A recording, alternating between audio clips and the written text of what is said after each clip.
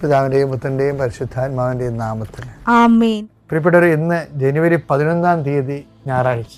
അമ്മേ പരിശുദ്ധ അമ്മേ, അമ്മേ പരിശുദ്ധമേ, ദൈവമാതാവേ, കൃപാസനത്തിലൂടെ ഞങ്ങൾക്കും ഞങ്ങളുടെ ദേശത്തിനും അമ്മ മധ്യസ്ഥം തേടി തന്ന എല്ലാ അനുഗ്രഹങ്ങൾക്കും കൃപകൾക്കും ഞങ്ങളിപ്പോൾ ഹൃദയം നിറഞ്ഞ നന്ദി പറയുന്നു. അമ്മേ പരിശുദ്ധമേ, ദൈവമാതാവേ, 2004 ഡിസംബർ 7 ഉച്ചകഴിഞ്ഞ് 2:30 കൃപാസനത്തിൽ സംഭവിച്ച അമ്മയുടെ പ്രത്യക്ഷപ്പെടലിനെ കുറിച്ച് തിരുസഭയ്ക്ക് സമർപ്പിച്ചിരിക്കുന്ന പഠനരേഖകളുടെ മേൽ സഭാത്മകമായ പഠനം ആരംഭിക്കുവാൻ ഞങ്ങൾ പ്രാർത്ഥിക്കുന്നു. അമ്മേ പരിശുദ്ധമേ, ഭൂസ്വർലോകങ്ങളുടെ രാജ്ഞിയായ അങ്ങേയ്ക്ക് ഭൗമസംരക്ഷണത്തിനായി പ്രപഞ്ചപ്രകൃതിയെ തന്നെ തിരുസഭ പ്രതിഷ്ഠിക്കുവാൻ ഈ പ്രത്യക്ഷീകരണം വഴി ഇടയാക്കണമേ. പരിശുദ്ധമേ, ജപമാല മാതാവേ, സകല കൃപാസനം പ്രാർത്ഥനയോടും ചേർത്ത് ഞങ്ങളിപ്പോൾ പ്രാർത്ഥിക്കുന്ന ഈ കുടുംബത്തിന്റെ പ്രത്യേക നിയോഗം പറ മക്കളെ.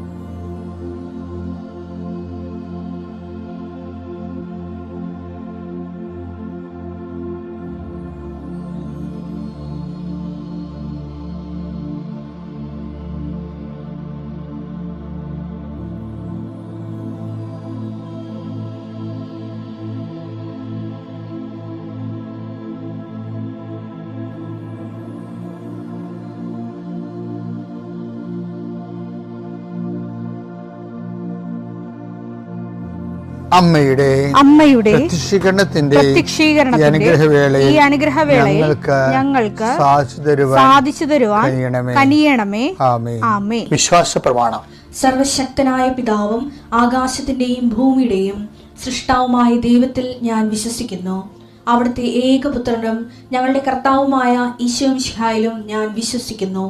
ഈ പുത്രൻ പരിശുദ്ധാത്മാവിനാൽ ഗർഭസ്ഥനായി കന്യകാമറിയത്തിൽ നിന്ന് പിറന്ന് പൊന്തിയോസ് പീലാത്തോസിന്റെ കാലത്ത് പീഡകൾ സഹിച്ച് കുരിശിൽ തറയ്ക്കപ്പെട്ട് മരിച്ച് അടക്കപ്പെട്ട് പാതാളങ്ങളിൽ ഇറങ്ങി മരിച്ചവരുടെ ഇടയിൽ നിന്ന് 3-ാം നാൾ ഉയർത്ത് സ്വർഗത്തിലേക്ക് എഴുന്നള്ളി സർവശക്തിയുള്ള പിതാവായ ദൈവത്തിന്റെ വലതുഭാഗത്തിരിക്കുന്നു. അവിടെ നിന്ന് ജീവിക്കുന്നവരെയും മരിച്ചവരെയും വിധിക്കുവാൻ വരുമെന്നും ഞാൻ വിശ്വസിക്കുന്നു. പരിശുദ്ധാത്മാവിലും ഞാൻ വിശ്വസിക്കുന്നു.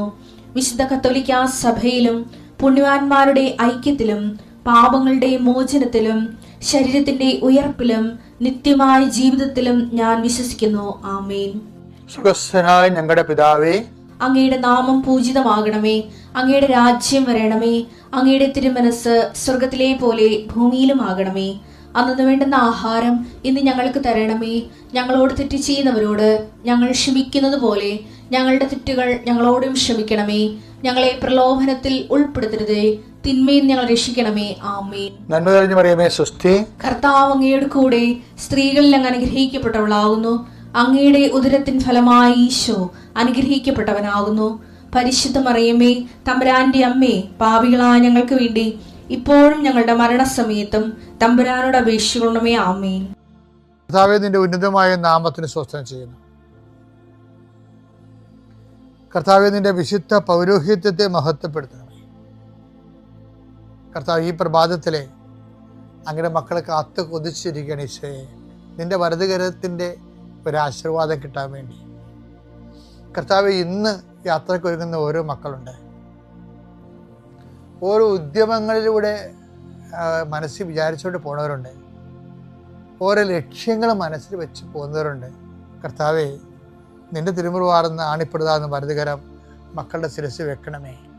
അവർ പോകുന്നിടത്തേക്കല്ല, നീ പോകുന്നിടത്തേക്കെല്ലാം ഞാൻ നിന്റെ കൂടെ വരുമെന്ന് കർത്താവ് അങ്ങ് പറഞ്ഞിട്ടുണ്ടല്ലോ ഈശോയെ.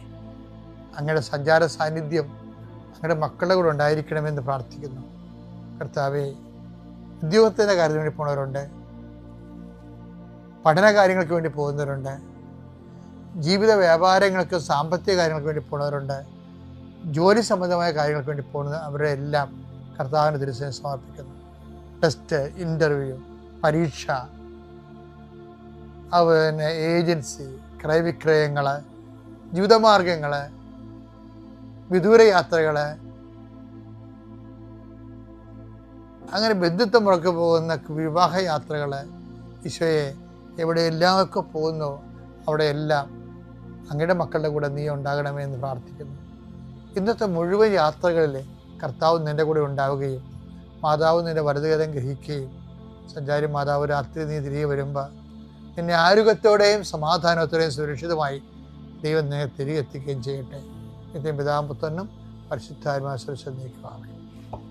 എൻ്റെ പ്രിയപ്പെട്ടവരെ, കഴിഞ്ഞ ദിവസങ്ങളിൽ പെട്ടെന്ന് ഒരു ട്വിസ്റ്റിങ് സംഭവിച്ച് ആദ്യവാഴ്ച ധ്യാനത്തിൽ അപ്പം കർത്താവ് ചോദിച്ചത് ഈ മാനസാന്തരത്തിൻ്റെ ഫലങ്ങൾ പുറപ്പെടുവിക്കാൻ പറഞ്ഞു. അപ്പം മാനസാന്തരം എന്ന് പറഞ്ഞിട്ട് ഞാൻ മാനസാന്തരപ്പെട്ടെന്ന് പറഞ്ഞൊരു കാര്യമില്ല. അത് മാനസാന്തരപ്പെട്ടോ ഇല്ലയെന്ന് അറിയേണ്ടത് ഫലങ്ങളെ കൊണ്ടാണ്. മത്തായി സുവിശേഷം 3:8 മാനസാന്തരത്തിന് യോജിച്ച ഫലം പുറപ്പെടുവിക്കും. മാനസാന്തരത്തിന് യോജിച്ച ഫലം. അപ്പം ഫലമല്ല പ്രശ്നം, യോജിച്ച ഫലമാണ് പ്രശ്നം. മാനസാന്തരം യോജിച്ച ഫലം എന്ന് പറയുമ്പോൾ കഴിഞ്ഞ ദിവസം ഇങ്ങനെ പറഞ്ഞുകൊണ്ടിരിക്കുന്ന സമയത്ത് ഈശോ പറഞ്ഞു, ധ്യാനത്തിൽ ഈശോ പറയുന്നതിൽ മാനസാന്തരത്തിന് യോജിച്ച ഫലങ്ങളെന്ന് പറയണത് ഇപ്പം മുന്തിരിയിൽ നിന്ന് മുൾച്ചെടിയിൽ നിന്ന് മുന്തിരിപ്പഴമോ ഞെരിഞ്ഞിൽ നിന്ന് അത്തിപ്പഴമോ പെറുക്കാറുണ്ടോ എന്ന് പറഞ്ഞില്ലേ? അപ്പം അതിൻ്റെ അർത്ഥം മുന്തിരി മുൾച്ചെടിയായിട്ട് തുടരണം, അതുപോലെ തന്നെ ഞെരിഞ്ഞിലായിട്ട് തുടരണമെന്നാണ്. അങ്ങനെ അല്ല ബൈബിൾ ഉപദേശിക്കണത്. അതായത് മുൾച്ചെടിയുടെ സ്വഭാവങ്ങൾ മാറണം, ഞെരിഞ്ഞിൻ്റെ സ്വഭാവം മാറണം. 7:16 ഫലങ്ങളിൽ നിന്ന് അവരെ മനസ്സിലാക്കാം. മുൾച്ചെടിയിൽ നിന്ന് മുന്തിരിപ്പഴമോ ഞെരിഞ്ഞിൽ നിന്ന് അത്തിപ്പഴമോ പറിക്കാറുണ്ടോ? നല്ല വൃക്ഷം നല്ല ഫലവും ചീത്ത വൃക്ഷം ചീത്ത ഫലവും നൽകുന്നു. പക്ഷെ ചീത്ത വൃക്ഷം ചീത്ത ഫലം നൽകുന്നു എന്ന് പറയുമ്പോ അപ്പൊ ചീത്ത വൃക്ഷം എന്നും ചീത്തയായിട്ട് നിന്നാ മതിയോ? അതാണ് വിഷയം. പക്ഷേ മോഷ്ടിക്കുന്നവൻ ഇനിമേൽ മോഷ്ടിക്കാതിരിക്കട്ടെ എന്ന് പറയുമ്പോൾ മുള്ള് കായ്ക്കുന്നവൻ ഇനിമേൽ മുള്ള് കായ്ക്കാതിരിക്കട്ടെ എന്നല്ല എൻ്റെ അർത്ഥം. എഫേസ്യർ 4:28 മോഷ്ടാവ് ഇനിമേൽ മോഷ്ടിക്കരുത്. അവൻ ഇല്ലാത്തവരുമായി പങ്കുവെക്കാൻ എന്തെങ്കിലും സമ്പാദിക്കുന്നതിന് വേണ്ടി സ്വന്തം കൈകൾ കൊണ്ട് മാന്യമായി ജോലി ചെയ്യട്ടെ. അപ്പൊ ഇതാണ് മാനസാന്തരത്തിന്റെ ഫലങ്ങളെന്ന് പറയണത്. അവൻ സ്വഭാവത്തിൽ മോഷ്ടാവാണ്. പക്ഷെ ആ മോഷ്ടാവ് ദൈവത്തിലേക്ക് വന്നു എന്ന് പറയണമെങ്കിൽ എന്ത് ചെയ്യണം? അവൻ പോയി അധ്വാനിച്ചിട്ട് എന്ത് ചെയ്യണം? അവൻ്റെ ആവശ്യത്തിനും അധ്വാനിക്കാൻ നിവൃത്തിയില്ലാത്തതിൻ്റെ ആവശ്യത്തെ കൂടി സഹായിക്കുമ്പോഴാണ് മാനസാന്തരത്തിൻ്റെ ഫലങ്ങളാകണത്. അപ്പോൾ ഈശോ പറഞ്ഞത് എന്താ? മുൾച്ചെടിയിൽ നിന്ന് മുന്തിരിപ്പഴമാണ്. അപ്പോൾ ഈ മുന്തിരിപ്പഴം കിട്ടാൻ പാടാണ്.